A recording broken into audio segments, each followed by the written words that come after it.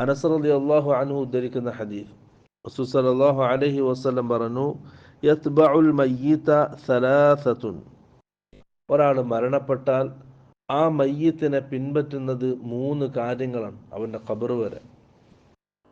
അഹ്ലുഹു വമാലുഹു വഅമലുഹു, അവൻ്റെ കുടുംബം, അവൻ്റെ സമ്പത്ത്, അവൻ്റെ അമല്, അവൻ ചെയ്തു വെച്ച അമലുകൾ, അത് നന്മയാണെങ്കിലും തിന്മയാണെങ്കിലും.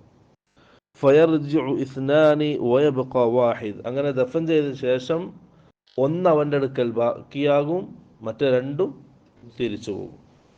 യർജിഉ അഹ്ലുഹു വമാലുഹു, അവൻ്റെ സമ്പത്തും അവൻ്റെ കുടുംബവും തിരിച്ചു പോകും. കുടുംബം അവരുടേതായ ജീവിത തിരക്കുകളിലേക്ക് പോകും. അവനുണ്ടാക്കി വെച്ച സമ്പത്ത് അതിൻ്റെ അവകാശികളിലേക്ക് ഓഹരി വെക്കപ്പെടും. വയബ്ഖ അമലുഹു, അവൻ ചെയ്തു വെച്ച അമല് ഖബറിൽ അവൻ്റെ കൂടെ ബാക്കിയാകും. അത് നന്മയാണ്.